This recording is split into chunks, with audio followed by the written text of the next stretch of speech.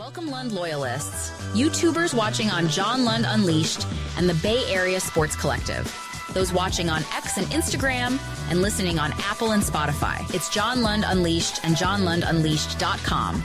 Brought to you by 𝐟𝐸𝐵 Cosmetic Surgery and Laser Center. Right now featuring amazing stem cell technology. For all your pain and for the guys, check out the latest in low T and testosterone therapy to make you feel like yourself again. 𝐟𝐸𝐵 Cosmetic Surgery and Laser Center at 𝐟𝐸𝐵cosmetic.com. Now, all juiced up and ready to go. Here's Johnny.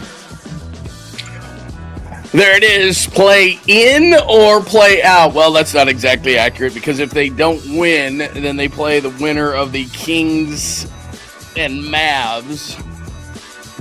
And if they don't win that, then they're done. If they do win tonight, they're taking on the Rockets. Speaking of the Warriors.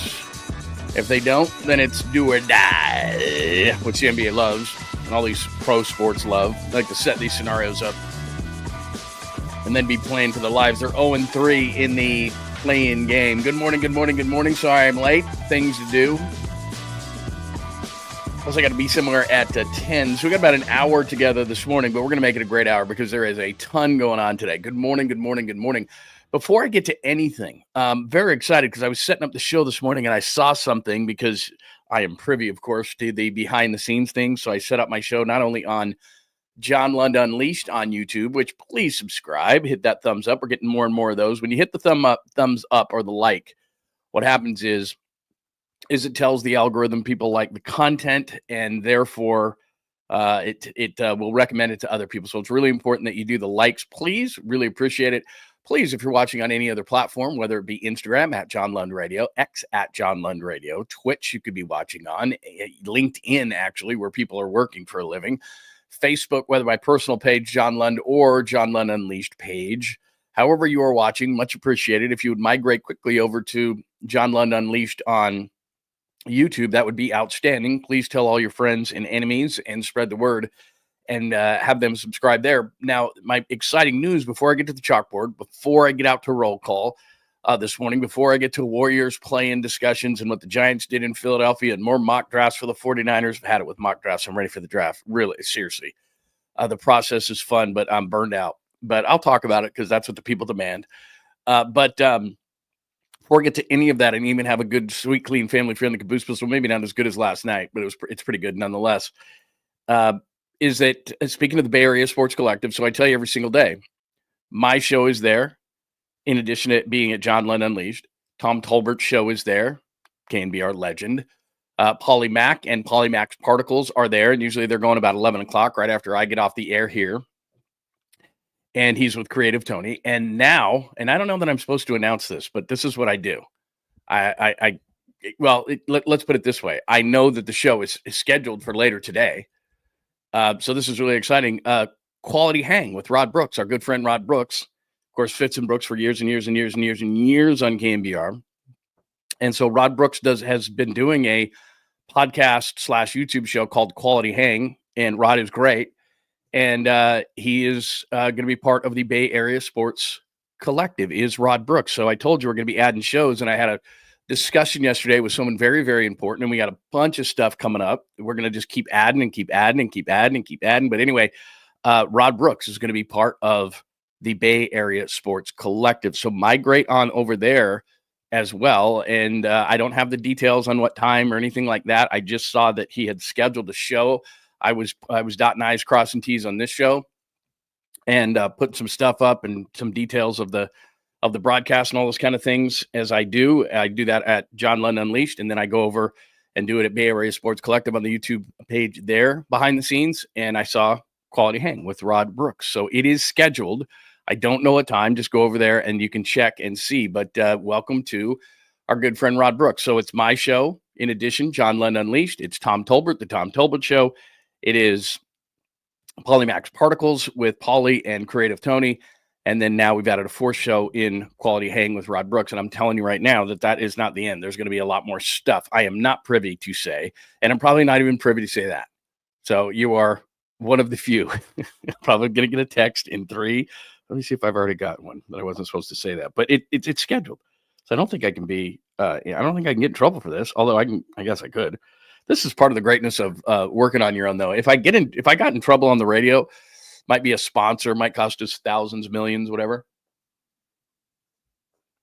When I do it on this show, I get a slap on the wrist and they tell me that I'm an idiot and to stop doing the things that I do. And it's like, okay, sorry. I can't keep a secret. You don't tell me anything you don't want to be publicly known. Everybody knows that about me that knows me. Don't tell me anything you don't want to publicly be known.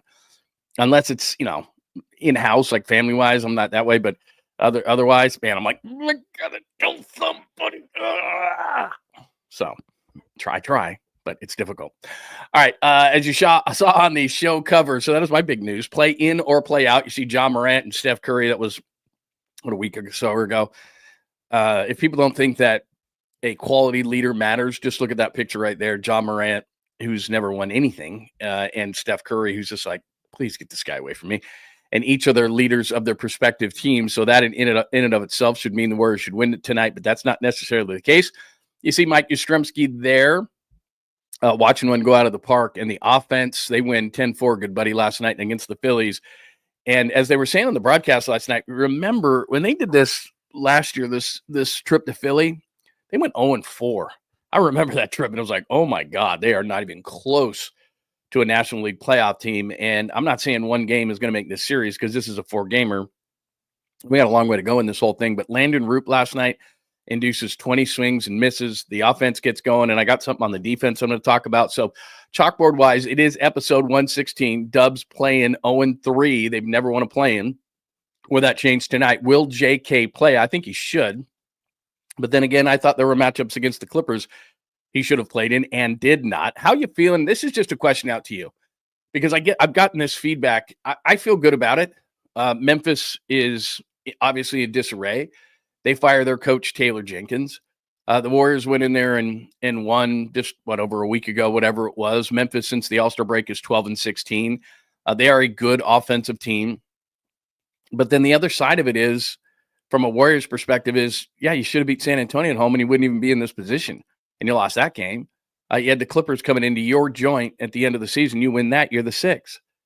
That didn't happen. So, anything can happen tonight, even though it's so confounding. I don't know if you feel the same way about the Warriors, in the sense that I look at them and I said this a little bit yesterday, they should be great at the end of games. They have veterans, they have options, they're smart, they have great coaching.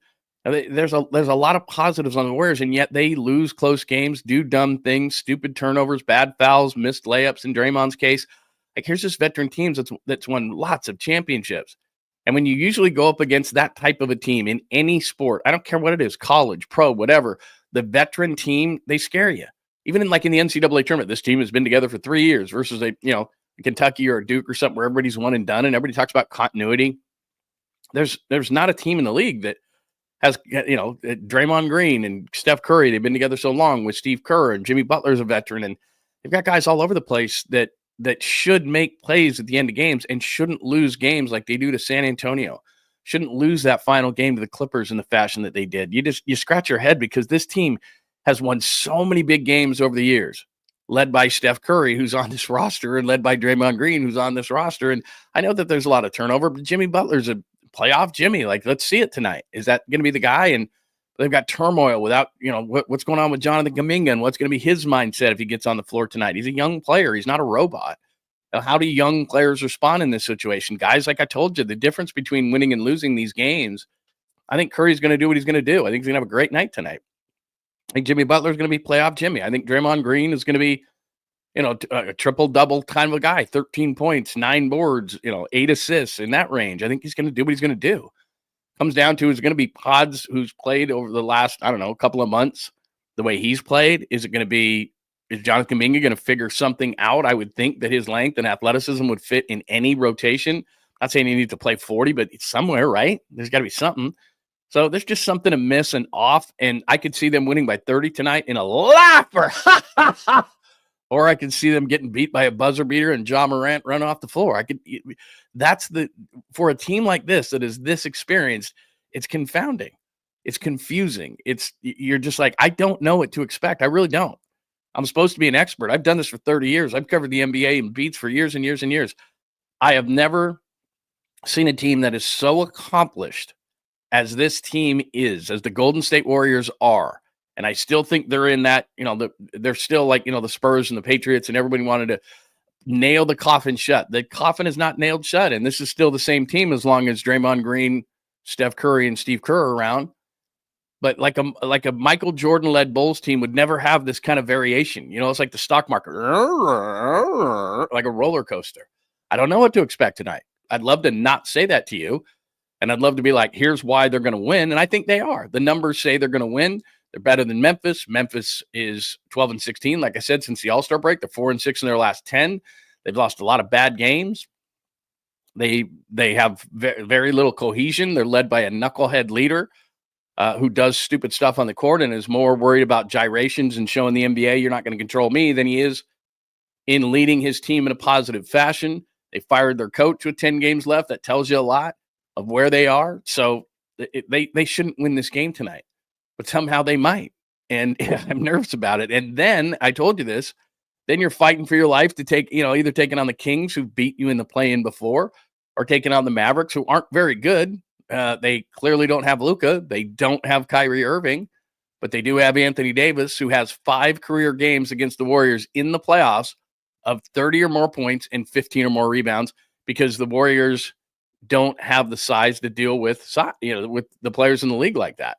Sengun, if they have to play the Rockets, is going to be an issue. Anthony Davis is an issue. Jokic is always an issue. The size always gives the Warriors trouble. So there's not a ton of that tonight. I know they have the big guy, Memphis does, but whatever. He's not a huge factor to me in this game. It's going to be, it's going to be guys that if you give them confidence early, Ja Morant, you give these guys confidence early and they stay in the game. It's almost like the San Antonio game. San Antonio had their golf clubs in the car, but you let them hang around and they thought, well, we're here. We might as well just win. It's the same thing with Memphis. Memphis is a mess right now. But a bunch of stuff comes out after the season of just what a dumpster fire season this has been. And since the All-Star break, at one point, this team was, I think at the All-Star break, they were 36-18. At one point, they were the number 2 seed in the Western Conference, like 50 games into the season. This was a good basketball team. I don't know what happened. I don't know the inner workings of Memphis. I do know that they probably think to themselves, hell with it. There's something's wrong there.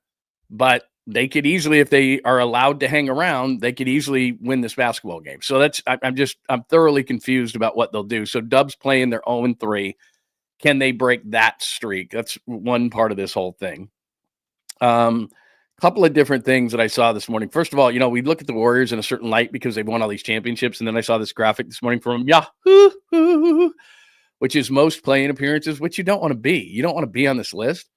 So the Hawks at 4, the Bulls at 3, Heat at 3, Grizzlies 3, Warriors 3, Lakers 3, Pelicans 3. Now we look at the Warriors as this championship winning team, and they have been. But what this tells you is this is mediocre. Mediocre, Richard Sherman? Hawks mediocre, Bulls mediocre, Heat mediocre, Grizzlies mediocre, Lakers mediocre, Pelicans. Those are just teams that are just hanging around the playoffs. So that tells you what they've been.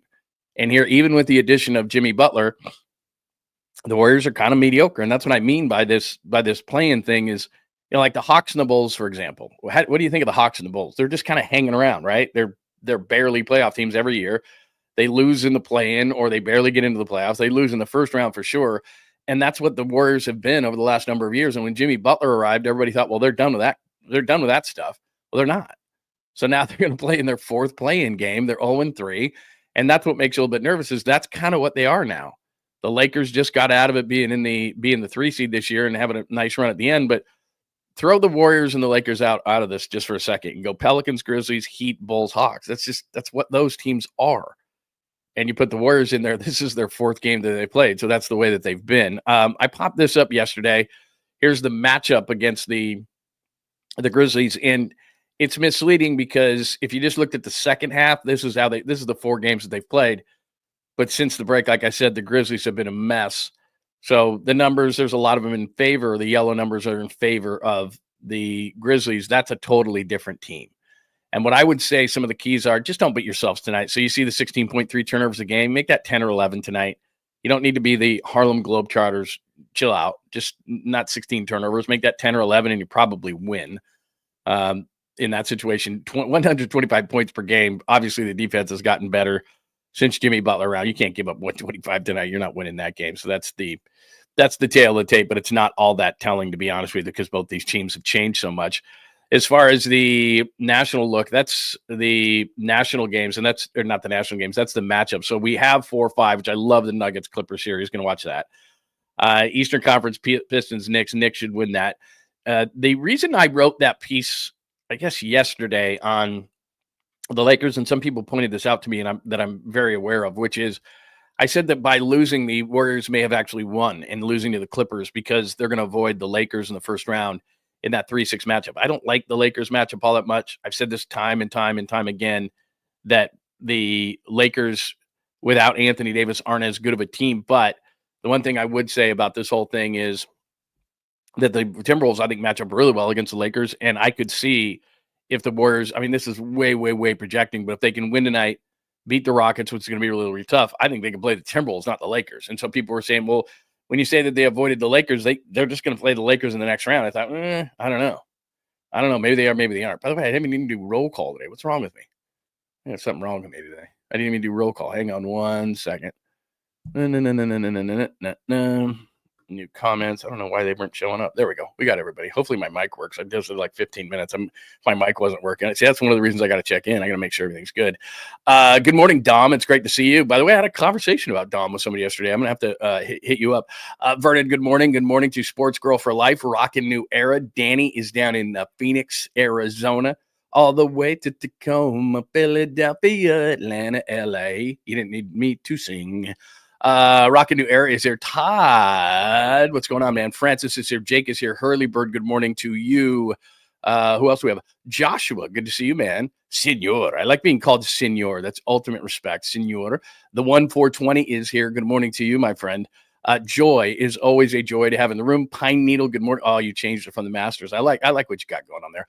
Mark Scott, good morning to you, Scott. Hello. Papa J, good morning. Like and subscribe. And like I said, if you just joined us a little better, or just a minute ago, do make sure that you like and subscribe not only to John Lund Unleashed, but to Bay Area Sports Collective. We've added Rod Brooks and Quality Hang to everything. So it's very, very cool to have Rod aboard. And I thought I had Rod's number in my phone and I don't. So I had to text somebody and go, can you give me Rod's number, please? Jesus, good morning to you. It is great to see you, my friend. Thank you for getting up early and hanging out with us, 8 Pacific or so, every single weekday. Let's see, who else do we have? Caesar is here this morning. Good morning, Caesar. Good to see you, my friend. Let's see, what else do we got? Enrique, good morning, Enrique. G. Martinez. Hello, G. Martinez. All right, I think I've gotten everybody. JJ Raider is here. Let's see. I'm taking a trip to Vegas, not for pleasure, but for business in about 10 days. So anyway, Gabriel, good to see you, my friend. Gabriel, good to see you, my friend. All right, good morning. Sorry I was late today. Sorry I started going through the chalkboard without saying good morning to everybody. I don't know what's on my mind. I don't know if I'm smoking crack, not enough coffee, whatever the case may be. I apologize for that, but good morning to everybody. Always like to say good morning and make sure that everybody is doing great on this Tuesday edition of the show. By the way, before I go any further, let's acknowledge this. Today in 1947, Jackie Robinson broke the color barrier, which is the most significant day in baseball history, which means that everybody's going to be wearing 42 tonight. And Papa has told me in the past that is a nightmare for broadcasters, but they're just going to have to deal with it. Now batting, number 42. Now pitching, number 42. Now at shortstop, number 42. So you better know your players tonight because it's Jackie Robinson Day. He broke the color barrier today in 1947. Kind of important. How about extremely important? So anyway, happy Jackie Robinson Day. All right, let's get back to the chalkboard at the top, episode 116. Like I said, Dubs playing. They're 0-3. Not that we have to adjust our thoughts on it, but I looked at that graph today. I'm like, oh my God, the Dubs are in the playing a lot. So that's kind of what they are right now. But give me your thoughts. I'd love to know your thoughts. I'm going to skip down to how you feeling for a minute, and then I'll go back up to Jonathan Kuminga. Like I said, I'm just thoroughly confused. I don't know. I mean, part of me says they're going to win by 30. Memphis has their golf clubs in their cars too. They're kind of like, this season's been a dumpster fire. We thought it was going to be good. Now it's not. So I think that's partly their mentality. But if you let them hang around, it could be like San Antonio. The San Antonio game is sticking in my craw, whatever that means. Because if San Antonio can beat you, anybody can beat you. There was no Victor Wembanyama, you know that. There was no De'Aaron Fox. There was no Greg Popovich. There was no reason for them to win that basketball game. But like I said, what happens with professional athletes, not because I'm one or ever was, but because I've talked to enough of them to know that, look, a lot of times we're not motivated to play, not motivated to win. But if a team is going to let us hang around and we're already here, we might as well play hard. And he just gave us a bunch of confidence. So if this game stays close, that's a problem. Now, the energy is going to be great in the building. It's going to be like a playoff game, all those kind of things. But part of me, and I wrote that piece to say, look, they avoided the Lakers. They're going to beat the Grizzlies. They're going to play the Rockets. That's a better matchup. Minnesota could beat the Lakers, and then you wouldn't even have to deal with those guys. Because I think the veteran, this flies in the face sometimes. I think that veterans come playoff time are more prepared for the 16-game sprint, and therefore I like to play younger teams. Now, at some point, those younger teams are going to break through, and then you're going to go, oh, okay, they're ready. And somebody hit me up the other day. I was like, you don't watch Oklahoma City? I'm like, yeah, I watch Oklahoma City in the NBA quite a bit. What I'm saying is that history, and the best way to learn about what will happen in the future is look back at history. Well, the history of the NBA is it takes young teams a minute. And I'm not saying Oklahoma City is not good, but I preach this again and again and again, which is there's an 82-game season and there's a 16-game sprint. And certain teams are built for one and the other. And Oklahoma City is a great team. They're the best defensive team. They're very efficient offensively. They're deeper than any team in this league. Shai Gilgeous-Alexander is probably going to win the MVP because sports writers are bored about giving it to Jokic every year. Jokic is the best player in the game, but I'm acknowledging that Shai Gilgeous-Alexander is very good, but is he going to get to the free throw line as much in the playoffs? Probably not. Is depth is as important as it is during the regular season over the 82? No. You're gonna break your rotation down to about 8 or 9 tops. Now you can try to keep playing all those players if you're OKC because that's what you do, but we'll see. Usually stay with the hot hands and you look at matchups per playoff series and you kind of adjust those players. Certain players don't play, certain players do play. I think of Looney, if they're going to get into series, Looney may play against certain teams more or less. JK may play more or less against certain teams, et cetera, et cetera. That's just how the playoffs work. It's all about matchups. And it's not, I don't care what happened in the season series. A lot of times it's like I said, the Warriors can figure you out. Oklahoma City doesn't have that experience. And that's why I say that about Oklahoma City, not disrespecting what they've done. Same thing with the Rockets. They've got a bunch of young guys. They're key guys. Jalen Green being one, Sengun being another one, Amen Thompson being another one that have never experienced the playoffs and don't know the pressure of it. And I don't care if they played in a high school final. I don't care if they played in a big college game. It's not the same. It's just not the same because you're playing. It's not a one and done. It's a tournament in which you play this team again and again and again, and they figure you out. And they say, we're taking this away from you. Can you do that? We're taking this. Can you do that? It's just a totally different game. It's a mental game. There's all these things that are different. The Warriors have been through it. The Lakers have been through it. The Nuggets have been through it. That's why those teams I like to avoid. Now, having said that, let me contradict myself and say the Warriors have all that, as I pointed out at the beginning of the show, and sometimes it doesn't seem to matter because you look at them and you're going, hey, Draymond Green, how'd you blow that layup against the Clippers? There was no one around you, and he was trying to push for the contact and get the three. How about just hit the hoop? He did a lot of good things in that game, but that was a big-time miss.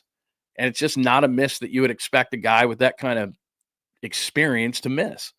So, those things happen. It's the NBA. Shots don't always go in. I understand that, but that's how I say this in every single sport. That's why you got to rely on other ways to win a game. You can't just win one way. You can't just be Curry, Fleury, and he scores 41 like he did a couple of years ago, and he carries your whole team. Now, maybe it can be that, but there's got to be different ways that you can win a game. That's why Jimmy Butler's addition was so big. It's like, okay, outside game. Oh, here's a guy who can get the free throw line. So if we're struggling from the outside, oh my God, this is another layer to this basketball team that we didn't have before. So there's a lot of different ways. But anyway, long way to say or to ask you just how you're feeling about it, because I'm completely torn. Logic tells me that given their experience, given where Memphis is, given what they did after the All-Star break, all these different things, all the excitement about playoff Jimmy and all these kind of things, that this should be a double-digit win. Now, I haven't looked at the numbers today because I'm not a degenerate, you people, but it was a 7-point spread the last time I saw, which was the biggest of the play-in games. So they're the biggest favorite of the play-in teams. Now, what the hell does that mean? Probably nothing. Hi, Nathan. Good morning. Nathan says, I'm scared as hell.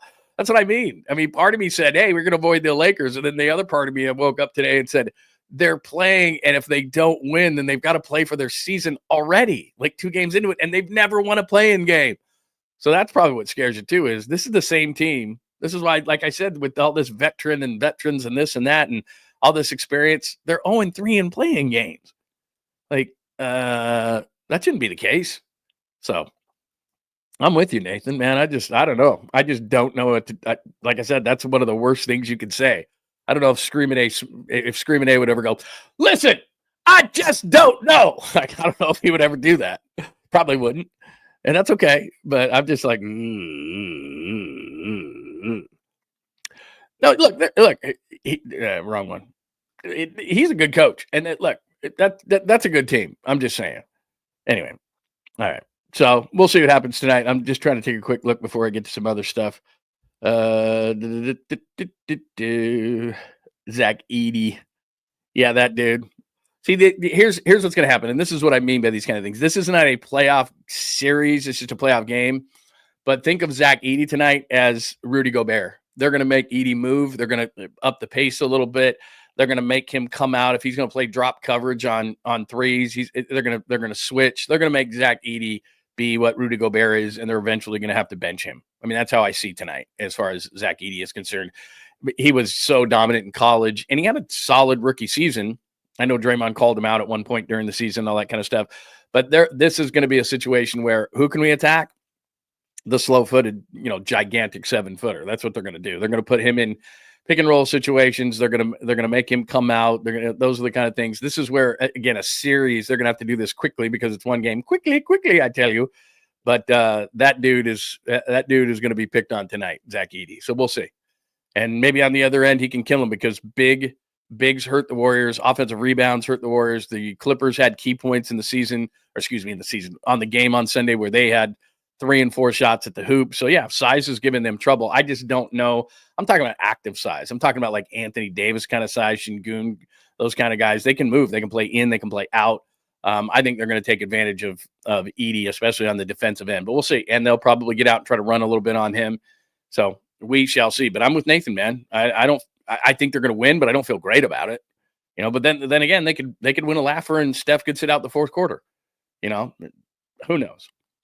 All right, that's the latest as far as that goes. Now, will JK play is the interesting thing. And again, let me play this. And I played this yesterday, and this was Steve Kerr explaining why Kuminga didn't play on Sunday. But then it was the follow-up question by our friend Danny Emmerman I thought was really revealing about Jonathan Kuminga. So let me play this for you, and let's discuss, shall we? Will Jonathan Kuminga play tonight?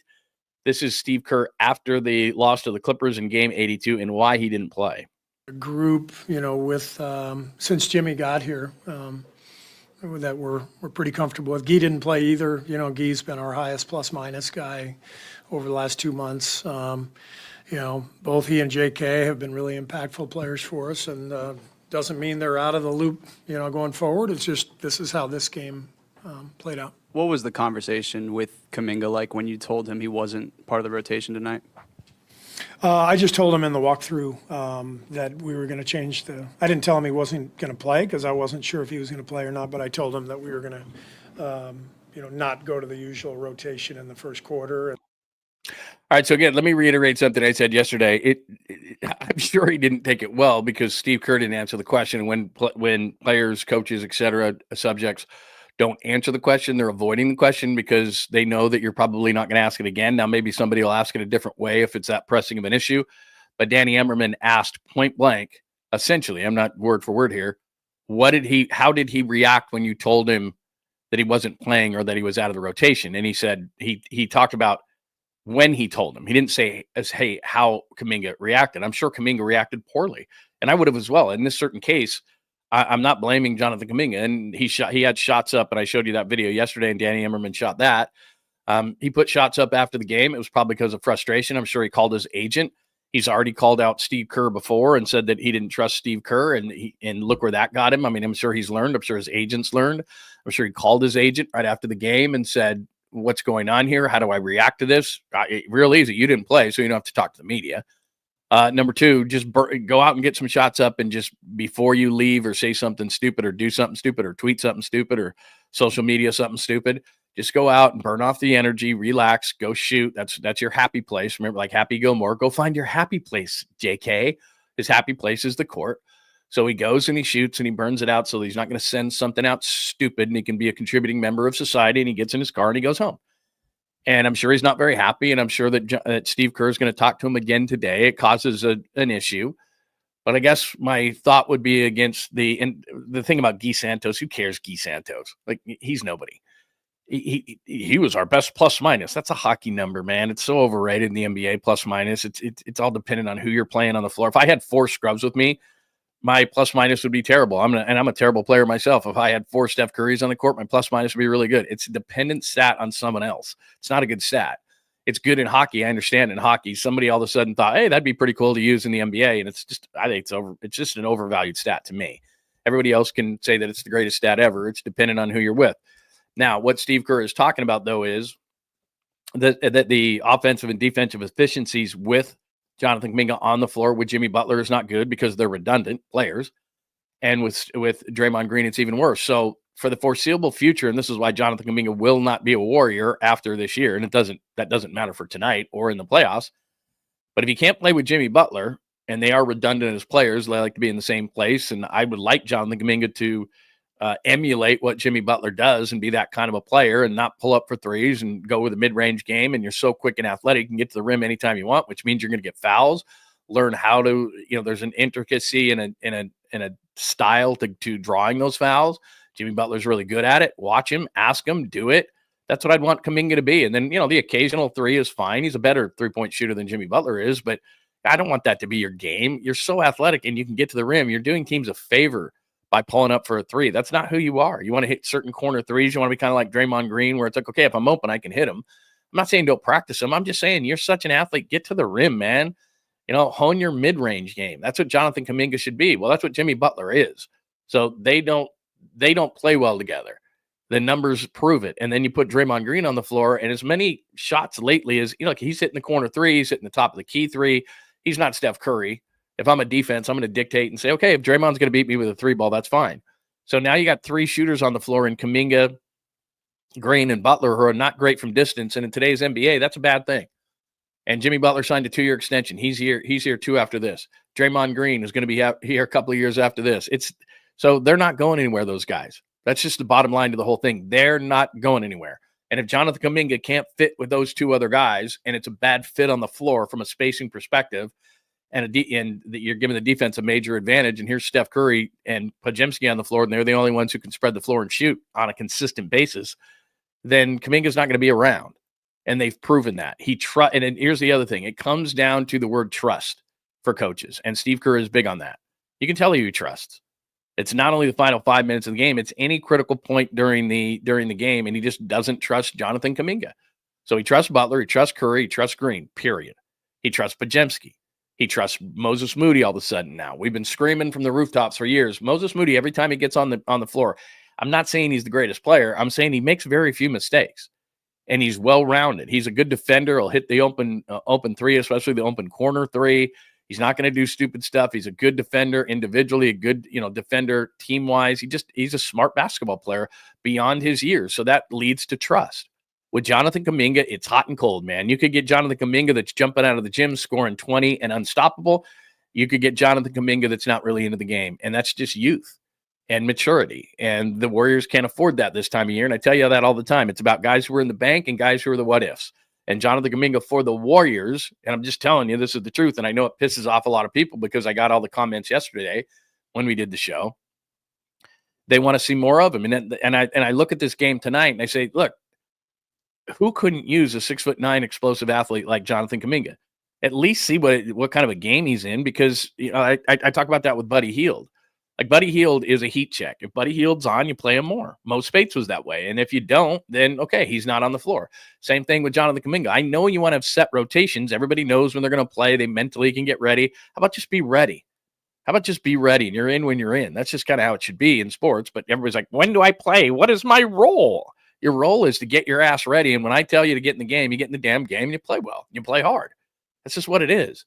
So I can't believe there's not a role for Jonathan Kuminga. But if there wasn't against the Clippers, why would there be against the Grizzlies?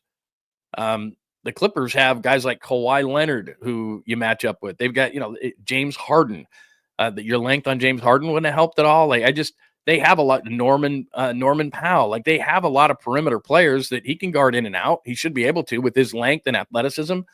You don't trust him against those guys. So why would you, if you didn't trust him in game 82, where regardless you're going to play another game, why would you trust him in a playing game where if you lose, then you're playing for your season? And he sure as hell isn't going to play in that game if he didn't play in 82. And then you play Houston if you win tonight. And to me, they've got a ton of athleticism. Amen Thompson and Jalen Green are jump out of the gym kind of athletes. You don't think Jonathan Kuminga would be useful in that situation? Now, maybe he would. And I tell you this all the time. In certain series, you're going to see certain guys. In other series, you're not going to see certain guys. It's just the way it goes. But I would think against the Rockets with their athleticism that you'd want Jonathan Kuminga on the floor. But what the hell do I know? Because the numbers say that he doesn't play well with Butler, and he doesn't play well when you add Draymond Green. It's even worse. So that's what they're looking at. They're looking at the analytics saying this doesn't compute. And I get it.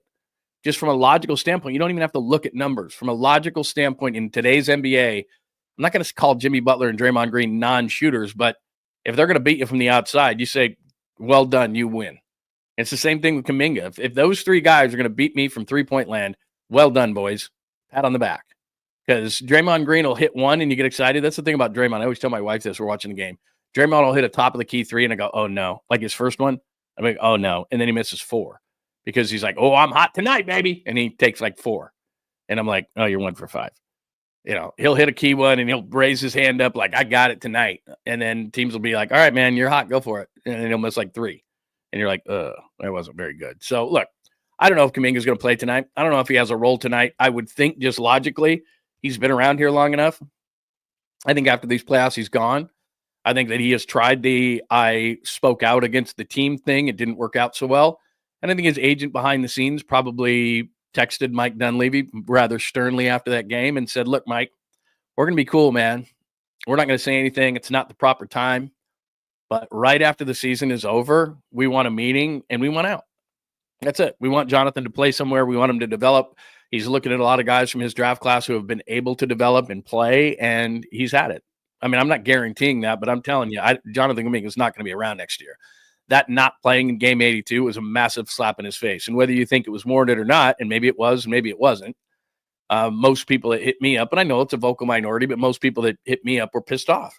And I understand why, because if I'm Jonathan Kuminga, what do you want me to do? Now, the worst thing that happened to Jonathan Kuminga was he was hurt. They traded for Jimmy Butler. The team was rolling, and he's going, how do I fit in? Like the car is rolling down the road, and you're trying to catch up and jump in the back of the pickup truck. You know what I mean? It's like, and it's like, hey, wait for me, man. And he's trying to catch up. And it's like, well, dude, we had a rotation. We were rolling, and you're trying to jump back on this thing, and you just don't really fit right now.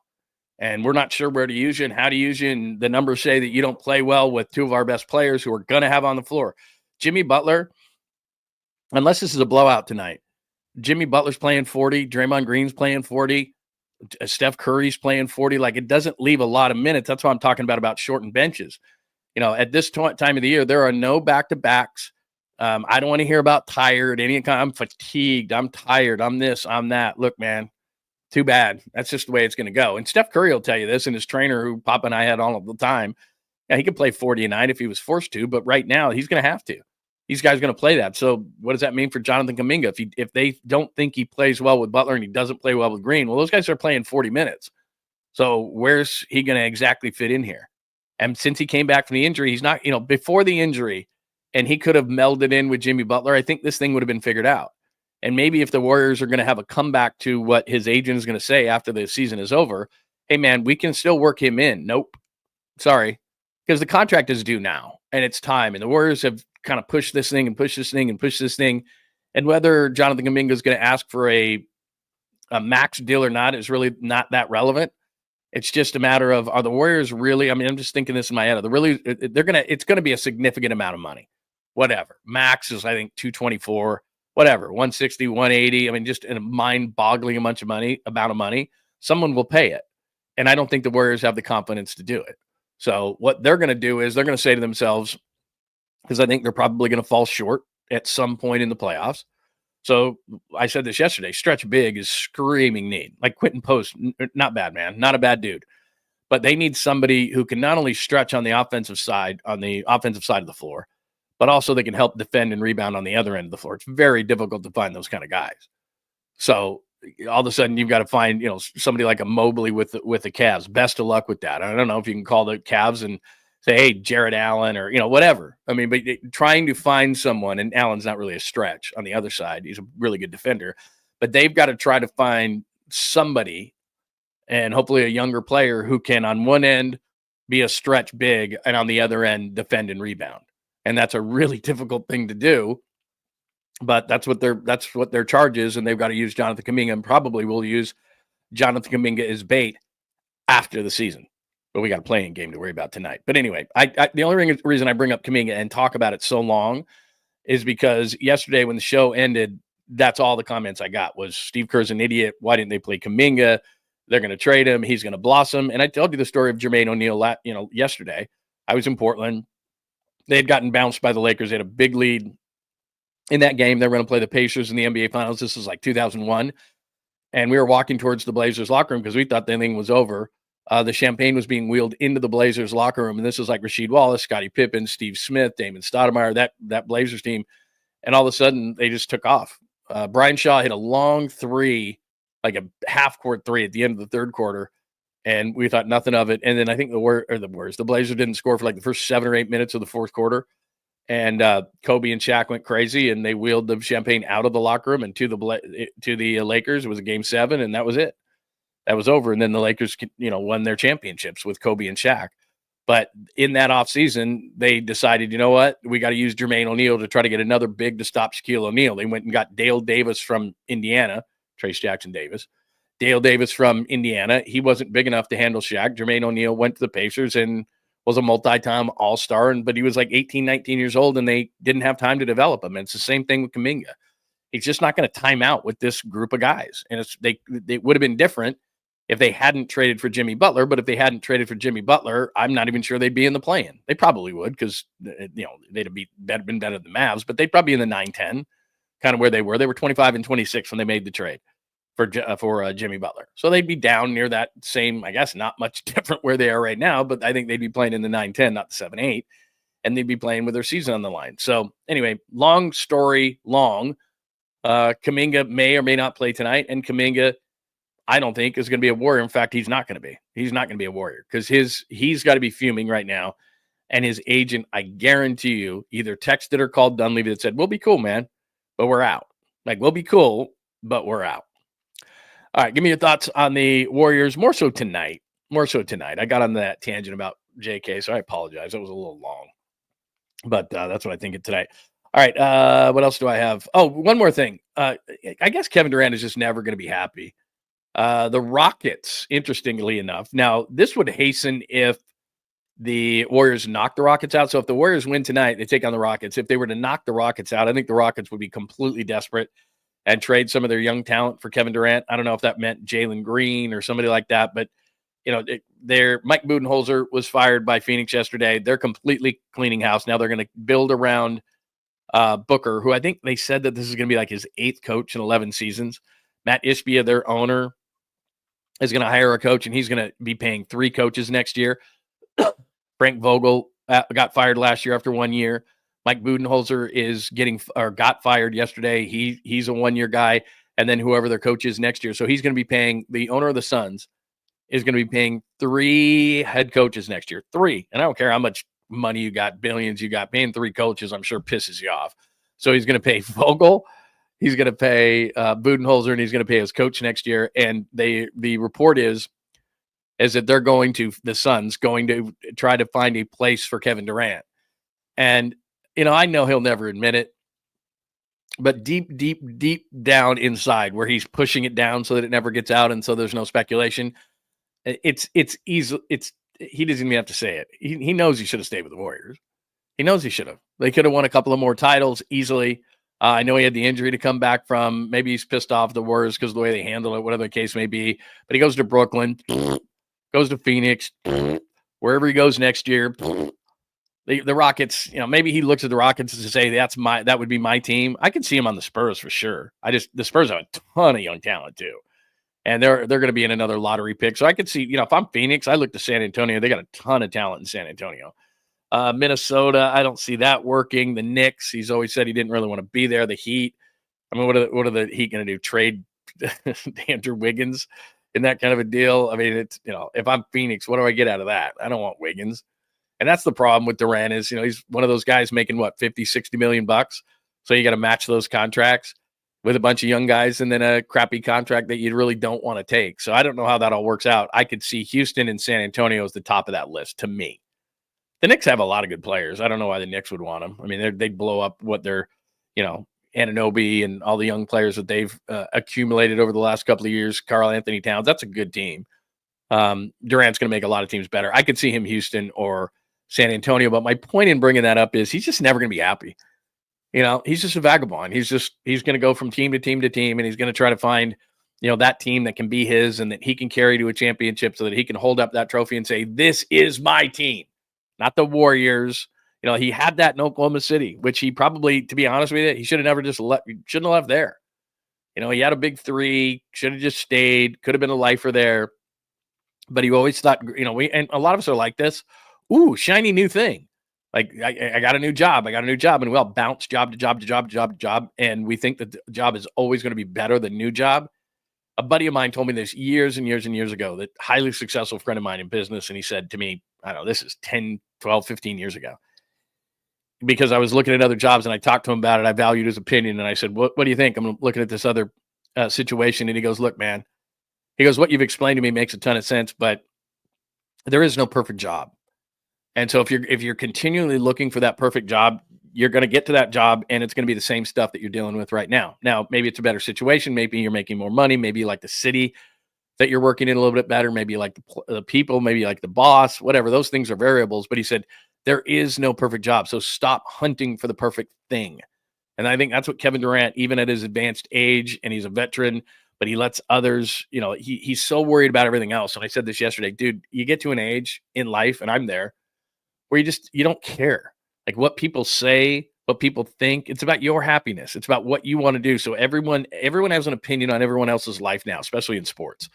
Screaming is, this guy should have went there and he should have never left there. And I just said it. I just said Kevin Durant never should have left the Warriors. And I do think deep down in his heart, he knows. Like, yeah, I am an ultimate number one guy, but I could have won 6 or 7 championships with Golden State. And if I didn't care what people thought, I could have gone down as one of the he's going to go down as one of the all-time greats, but he could have went down as an all-time great winner. And now what he looks like in his career, and whether I say this or somebody says it or whatever, it's just like he's a hired gun. So he goes to Oklahoma City. They've got Harden. They've got Russell Westbrook, those guys in their prime. They got 𝐟𝐨𝐫𝐞𝐿. That team should have won a championship. They didn't. He goes on to Golden State, but he doesn't like being the Robin to Curry's Batman. He knows that that's never going to change. Then decides to build his own super team. But the problem is a couple of malcontents in James Harden and Kyrie Irving. He teams up the wrong guys. Then he goes to Phoenix and thinks it's going to happen with Booker and Beal. But again, you're talking about there's no bench because you make so much money and they make so much money. There's no depth. There's no bench. There's no size. That burns out. And now you're going to go to another team and you want it to be your team. Well, if you go to San Antonio, I got news for you. Victor Wembanyama, that's his team. You go to Houston, that could be your team. Houston could be his situation. That's why I think Kevin Durant probably goes to Houston if they could work something out and Houston wants him. If the Warriors knock out Houston, their owner's going to be like, oh, my God, what's going on? Take these young players. Let's go get Kevin Durant. Let's go get that guy, hired gun guy. Problem is at this age and the way that Kevin Durant's built, he gets hurt a lot. He's a thin guy, has a lot of muscle injuries, all these kind of things. He's getting older. I'm not saying he's not great when he plays, but Kevin Durant's hurt a lot. So to me, look, he's one of the all-time greats. He might be, as far as offensive players at his size, maybe the best. He's not better than Jordan and some of these other guys, but I'm saying for a guy who's 6'11", 7 foot, whatever he calls himself, he's one of the best scorers of all time. I mean, he's just unstoppable. But there's a lot of other issues when you bring Kevin Durant in. So I know you don't care, but I observed over this whole thing is now he wants out of Phoenix. And now there's odds on where he's going to go. And like, this dude is just never going to be happy. And my advice would be, dude, stop caring what people think and then go where you want and do what you want. And he always says this, but then he's chirping at guys, with an egg avatar who have 3 followers. It's like, bro, who cares? Why are you letting the chirping get to you? It's ridiculous. Anyway, that's where we are. Suns clean house. Where am I time-wise? I got to get out of here in about 15, so we got to hustle because I got a doctor's appointment at 10 o'clock. All right, Suns clean house. Giants 10-4, good buddy, over the Phillies. Let me hit something for you that I think is amazing that we're not talking about. All right, Lund 20 swings and misses last night. Awesome. Mike Yastrzemski, another bomb. Awesome. Tyler Fitzgerald is getting off the schneid. Awesome. But the thing that is never talked about, pitching, hitting. How about defense? Look at that right there. The Giants are the first team in Major League Baseball's modern era. Go impress your friends with this today. Since 1901 to win 8 games or more of their first 10 road games while not recording a single error. How about that? 8-2 on the road, have yet to commit an error. This team a couple of years ago, I screamed from the rooftops on KNBR day after day after day where people were probably just like, oh my God, shut up, Lund. I get it. But people forget about defense. They just do. They just think they're major league players. They're going to make the routine plays. No big deal. Matt Chapman at third. Adames has had a couple of hot shots. Had him at shortstop in that Mariners series, but otherwise solid. Tyler Fitzgerald had that error in the Mariners game. They ended up winning it with that wild home opener, but they ended up winning the game. So he's kind of getting his feet under him, but he's athletic and can play second. Lamont Wade Jr. is okay at first. We know what Patrick Bailey is. Ramos is not a center fielder, but he's an above-average corner outfielder. 𝐬𝐮𝐬𝐫𝐫 Lee makes every play in center, and Mike Yastrzemski's Gold Glove caliber in right. I said this before the season started. There is no way that this team should not be a good defensive team. Willie Adames is not one of the best defensive shortstops, but just make the plays, man. You don't have to be Brandon Crawford. Just make the plays. Don't make boneheaded plays. Don't give them extra outs. It always seems like when the Giants would give teams extra outs, they would always cash in, and especially the better teams. You give teams 4 outs, 5 outs in an inning, they're going to burn you. Just the way it goes, especially against the good teams. It seems like every time they played the Dodgers, they would give him an extra out, and then Ohtani'd be up, and he'd hit a bomb, and the game was over. I mean, something in that realm. So defense right now is absolutely outstanding, and I'll admit my mistake, which is I've talked a ton about the offense. I've talked all about the pitching. I've talked nothing of the defense, and the defense has been great. No road errors. Now tonight they're going to commit 3. But the defense is a major reason why they're playing the way that they're playing. So nice work by the Giants in that regard. Let me share the box score with you from last night. So Landon ROUPP's numbers are not going to jump off the screen at you, but the 20 swing and misses. In fact, I have a video for you that's going to impress you and all of your friends in just a second. But let me just pop this up real quick just so you can see it. So I don't expect 𝐬𝐮𝐬𝐫𝐫 to be a 311 hitter with 1,036 OPS, but right now just write it. So he gets the home run last night, 3 RBIs on the night, and he is just rolling at the top of the lineup against right-handers. Willie Adames, it still looks ugly with a 203 batting average, but I don't care. I know he's going to come around. You could see the relief on his face after he hit his first home run in right center field. You could just see it. He goes into the dugout. Everybody's high-fiving him. It's like, I mean, here's a guy who had 32 home runs, knocked in, doing this off the top of my head, I think it's $117, 117 RBIs, and he just wants to be part of the party. And that's what's so encouraging about the Giants. I said this yesterday. They're not playing at their best. I mean, they scored 10 last night. They're now 12-4. But Landon ROUPP, 20 swings and misses, could have been a little bit better, especially early in the game. Adames still hasn't hit his stride. 𝐬𝐮𝐬𝐫, it's the curse of me. Like, oh my God, 𝐬𝐮𝐬𝐫𝐫 Lee, this 𝐬𝐮𝐬𝐿 3 strikes out 3 times, but that's okay. Guys pick him up last night. Chapman's hitting 179, hasn't started going. Ramos had a couple of hits to raise his average up. Lamont Wade is still lost, 109. Maybe it's just me. Might want to give him a day off. Might just want to give him a day off. Just like get in the cage, breathe, day off, relax. Regardless, I don't care who's on the mound. Just maybe a day off. Flores has been absolutely unbelievable to this point. Patty's just known for his defense, but the big thing offensively last night and over the last few games has been Tyler Fitzgerald. He hits his first home run, gets 3 hits, goes 3 for 4, and all of a sudden, if he can hit, let's look at this lineup. Yastrzemski's going to be up and down. Adames is going to hit. Lee is going to hit. Chapman's going to hit. Ramos, I believe, is going to hit. Lamont Wade Jr., I don't know. Flores, he's not going to do what he's doing now, like lead the National League in RBIs, but I said this yesterday. Okay, he hit 4 home runs last year. He hit 23 and knocked in, I think, 84 the year before. He can do that. If he's that guy from the DH position, solid. Bailey's Bailey, and all of a sudden you have Fitzgerald. So if Fitzgerald can hit, Fitzgerald, Flores, Ramos, Chapman, Lee, Adames can hit. 𝐬𝐮𝐬𝐽 is up and down. Bailey will get you some key hits. It's not going to be a big batting average, but he'll get you a few key hits during the season. And then if you're under the number, which they are by about $25 or $30 million under the tax threshold, which they should be up against every single year, but whatever, I digress. Then you can replace your first baseman at some point because Lamont Wade Jr. is just not getting it done. He's not a great defensive player, doesn't have speed. What he's done in the past, give him a ton of credit for, and he's not going to be a 109 hitter, but he's also not going to hit 25 home runs, which is what I need out of my first baseman. So there's going to be a change at some point there. I wish 𝐾𝐨𝐬𝐿 could hit. I know that Eldridge is going to be a guy that eventually takes that spot, but the Giants look good now. So that is a glaring need at first base. And nobody trades before the trade deadline. So you're looking at some point late in July. I mean, if you want to overpay, you could overpay for somebody, at some point in July. Was it the Padres last year went and got 𝐼𝐸 really early in the process? I don't remember when that trade was, but it was really early in the season as far as trades were concerned. So if they're that desperate, there might be somebody sitting on somebody's bench that might be able to give you a little bit of pop. But we'll wait on Lamont Wade Jr. They don't really have an option right now. 𝐾𝐶 is not hitting. I guess they could put Flores over there. He's not a great defensive player, but they could put Flores over there and mess around with the DH spot. But they've got to figure something out as far as that goes because it's not just Lamont Wade Jr. as far as the batting average and the type of thing you can see there. It's just having poor at-bats. I mean, that's just what it is. And then Landon ROUPP, as I said, these numbers are not going to jump out at you. So 5 innings pitched, 6 hits, 4 earned, 3 walks, 8 Ks, and a home run. Like you look at that just as a pure box score and you say to yourself, well, that sucks. But it was rough early. He scored 3, did the Phillies in the first inning, as you can see there. They scored the 3, and then they didn't score again till the 5th.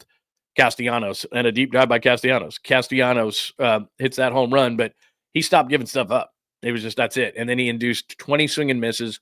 The curveball, which last year was one of the best pitches in the league, it kind of struggled with a little bit as far as averaging, but they were really struggling, were the Phillies, with the curveball. Randy Rodriguez gives up a hit, but again, no ERA. Eric Miller, who I've been hot and cold on, but you can't deny what he's done this year. Rogers is Rogers. Duvall with a 10-4 lead comes in and finishes it up. I still don't trust him, but the bullpen does what the bullpen does. I mean, it's just no earned runs, nothing for the bullpen. And you're starting to expect that. So ROUPP was better than the numbers indicate. The bullpen's the bullpen. I just mentioned the defense. All of a sudden, the defense is doing stuff. And I've said this time and time again, they're not a bad offensive team. They just have to play in Oracle Park for half their games. And that's not great. So they win 10-4 last night to beat the Phillies. And this is a massive series to me. And I know that it's early in the season, but the difference is last year they got beat in a 4-game set by the Phillies, which emphatically told you early in the season, these guys don't have it. Like, they're just not it. So absolutely great by the Giants yesterday to get that win. So 10-4 win. Defense, I showed you that stat. They have not committed an error this year. Impress your friends with that. ROUPP with the 20 swing and misses. FITZ, as I point out right there in the middle of the chalkboard, breaks out a little bit, and it's been good over the last few games. And just ride Yaz while you can, because he's going to have a stretch where like, why is 𝐬𝐿 playing? It's just it's how it is. And this is what I love about Bob Melvin. One thing I almost forgot was that yesterday when they allowed Yaz to hit against the left-hander, Farhan would have been freaking out. Like, Farhan would have been texting Bob Melvin, hey Bob, it's a lefty. Computer says beep, beep, beep, boop, beep, boop, beep, boop, beep, beep. He cannot hit against the lefty. Beep, beep, beep. He'd been freaking out, left on left. Bob Melvin's like, let me manage what I got. I see this guy. I'm watching him. I know what he can do. I'm here all the time. I see batting practice. I see the at-bats. I'm watching with my eyes. I'm managing with my gut. He's going to go left on left. I know Gabe Kapler wouldn't have done that. I know that Farhan wouldn't have allowed that. He would have ran down to the dugout himself and yanked the bat out of 𝐬𝐿's hand. What happened to Yaz's bats? I don't know. They're gone. I just saw some bald guy run down there and grab them. I don't know who it was. He was in a mask. He wouldn't have allowed him to hit. So Bob Melvin is able to manage the way that Bob Melvin wants to manage. Now, look, sometimes it's going to have egg on his face and it's not going to work. But I'm not anti-numbers and anti-analytics. You'd be a nut not to be. But sometimes you got to manage their gut. And that's what Bob Melvin did. That's what Buster Posey allows. And Mike Yastrzemski comes through. I like that. And I understand what statistics and analytics are all about is you've got to stay to the mean, or because if you do that, then it throws everything out of whack. I understand that. But sometimes you got to manage because you've done it before. And that's what he did. So nice work. That's the Giants side of things. Let's see. What else do I have here today? Jackie Robinson debut. I went over that today in 1947. So it is Jackie Robinson Day today. All the 42s out on the field. More mocks, 9:28. I got to leave in a few minutes, but more mocks here. Let me just do this. What was this? I'm sorry, this is on my board and I forgot. Oh, 3 and 1, 12. Vince single. Yeah, we all just talked about that. Okay, just making sure. Let's see. Birdsong and the Wings. Oh yeah, I was going to mention this too. I would read this article. Shane is very good with the Chronicle. Nice piece. That's the great other thing about the Giants. I was going to say they're not reaching their pinnacle because this guy's not in the rotation. And when this guy's in the rotation, now we're cooking with gas. So just a word of warning to a guy like Justin Verlander, you got to get it together. A guy like Landon Roop can't have that early, even though it was a great game, 20 swings and misses. You got to keep it going. Guy like Jordan Hicks, a couple more of those starts like he had last time. This guy is sitting there going, when can I start? He's been great. There's that. Here's a couple of mock drafts real quick for you. Oh, boy, mock drafts. Woohoo! This is PFF. I don't think that guy's going to be around. This is This Morning with Bleacher Report. I think a lot of people would like this pick. This is Bleacher Report on this one. Tyler Warren, Penn State. And you could do the double tight ends, kind of like the Patriots did without the murder with Gronkowski and Aaron Hernandez. But, it would be amazing. And in past drafts, I'd be all down for this. But they have so many needs, I just can't see it. This is such a luxury item. This is like you got a garage full of, cars, and then you go buy another one instead of buying like the, SUV that you need, something like that. You live in a cold weather state and it's like, dude, I've got like 18 sports cars. I don't need another one. And I can't see them being able to do that. But a lot of people would be stoked with that pick. I know that. And then Mel Kiper and Field Yates. And I'm so mocked out, man. It's Tuesday. What are we? 9 days from the draft. I am mocked out. And so I know they did 3 or 4 rounds, whatever they did. Kelvin Banks. I'm kind of down on this pick, to be honest, even though in my mock 2.0, I put Kelvin Banks there. The more you do work on him, the more you see that he might be a guard. You see that 84 3/8 inch wingspan, Mel Kiper Jr., 42 starts, all that kind of stuff. But a lot of the stuff that you read about him, a lot of team thinks he's going to be a better guard. And also with those 42 starts, and I forgot where I read this one, they said that he still has some work to do. Like he's done 42 starts and they say he's not a finished product. I'm like, he's had 42 starts. Like, how is he not a finished product yet? So that's a little bit weird. This is a guy that I like out of the draft, Kyle Williams of Washington State. If you watch a lot of, it used to be I guess they're still in the Pac-12 with Oregon State, but had a really productive season, ran a 4.4 at the combine. He's about 6 foot, 185. Still looking for that speed receiver. 4.4 is not considered super fast, but it's pretty damn fast. But he had a really productive year this year, did Kyle Williams. I like that. And people always get enamored with who's visiting. So that's one thing. And then here's another guy like Durant, who I guess is just never going to be happy. So Ramsey was pissed off in Jacksonville, went to the Rams, won a Super Bowl, was pissed off at the Rams, went to Miami. Now he's pissed off in Miami, wants to go somewhere else. I'm not saying that the Niners are going to be in on him. And he's still a really solid player. But he's just one of those guys that he just get, a couple of years gone, couple of years gone, couple of years gone, just a pain in the ass kind of a guy. So he's going to get traded. What else do we have here? Do I have a sweet clean? Oh yeah, let me do this. Let me finish with a sweet clean family friend, the 𝐬𝐫𝐠𝐞𝐭, because I got to jump because if I'm late, they're going to get really mad at me. Let me see here. Let me call up the sweet clean family friend, the 𝐬𝐫𝐠𝐿. Let me do this before we get out of here. And then I will post. I got a bunch of stuff to post later today, so don't go anywhere because I got a ton of stuff I got to post. But let's give you a sweet, clean family friend, the 𝐬𝐫𝐠𝐿. I couldn't find this yesterday. I did today easily. John Lund Unleashed presents the caboose pistol. Wedged in the crack of her buttocks. Somehow, someway, Lundo thinks this is the best way to leave a final impression on you for the day. The old caboose pistol, everybody has one. Did you say caboose? I know some women who could hide a machine gun in there. Yeah. Leave me out of this, you weirdo. Here's John. All right, these pop-ups are pissing me off, but here it is right here. I've been a reporter. I've been an in-game reporter. I've been a beat reporter. I've done all the different things you can do, live stuff. Braves reporter gets female fans' number during live segment, and his peers are furious. You probably can't do this, but there it is right there. This Braves reporter didn't strike out asking for a fan's number, but his peers are calling foul. A FanDuel Sports Network segment showing reporter Willie Ballard asking for a female fan's digits during Atlanta's 8-4 win over the Blue Jays has come under fire for highlighting a double standard in journalism.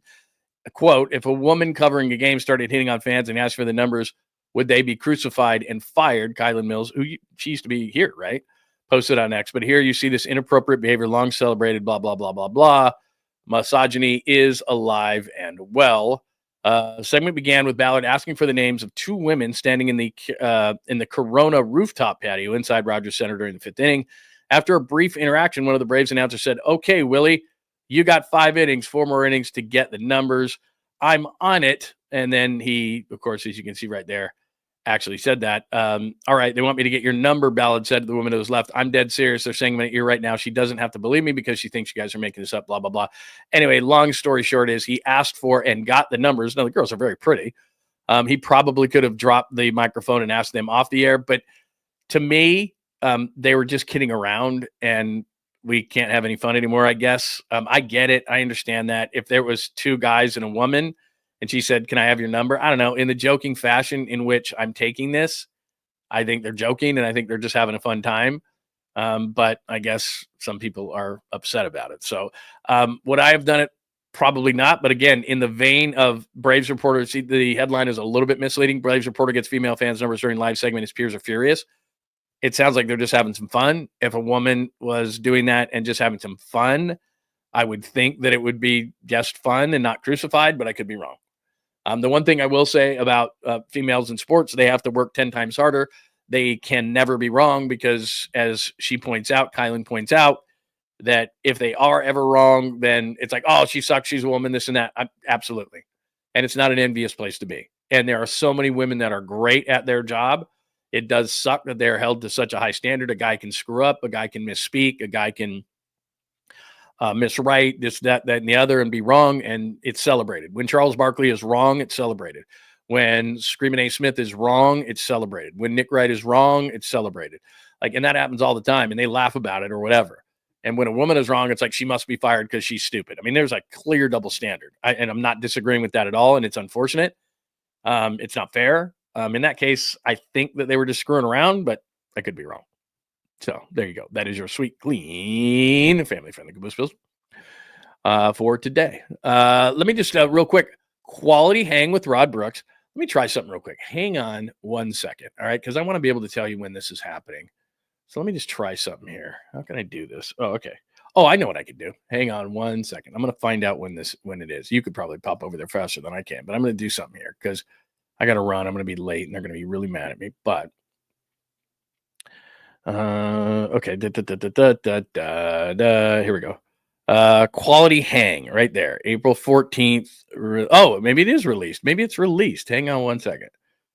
Quality hang. Maybe it's already up. Oh yeah. Okay. It's a sneak peek. It's a sneak peek of Rod's. It's on the page right now. Okay. It's on the page right now at Bay Area Sports Collective. Sorry it took so long. I'm just clicking things here. Bay Area Sports Collective. There's a teaser up. Yeah. So Quality Hang has joined. Rod Brooks has joined, and there you go. Okay. All right. I just wanted to double check on those kind of things. Sorry, I should have done that before the show. So make sure that you subscribe. John Lund Unleashed on YouTube. Please, please, please. Give us a thumbs up. That helps the algorithm. Get your alerts on because I'm going to send out I got a few new pieces. Plus, I promised you the mock. I haven't gotten it out yet. It's going to be out today. So make sure that you check that out. If you subscribe and should to Bay Area Sports Collective, John Lund Unleashed is there. The Tom Tolbert Show, Polymax Particles featuring Polymac and Creative Tony. And now introducing Quality Hang with Rod Brooks, which has been around a while. And Rod is awesome. So we're adding, I'm not going to say every day, but I am privy to some conversations. So we keep doing more and more and more and more. So Rod is joining the crew, and there's a little teaser up there at Bay Area Sports Collective on YouTube. Everybody have a great day. Sorry we were short today. We will have a longer day tomorrow, and we'll get you ready for the draft, and we will talk tons of Warriors tomorrow because the play-in is tonight. Hit me up on the comment section right under this broadcast, or at John Lund Radio on X. I'm always there. On Instagram as well. Bay Area Sports Collective, LinkedIn, Facebook, all those different places. Everybody have a tremendous Thanks for hanging out with John Lund Unleashed. We'll try to be better next time, though I wouldn't hold my breath. Please like and subscribe on the John Lund Unleashed Pod YouTube channel. Watch live shows weekdays at 8 a.m. on YouTube, Instagram, and X. And make sure to have your alerts on for shows throughout the day or night. All things Lund can be found at johnlundunleashed.com. johnlundunleashed.com. Goodbye!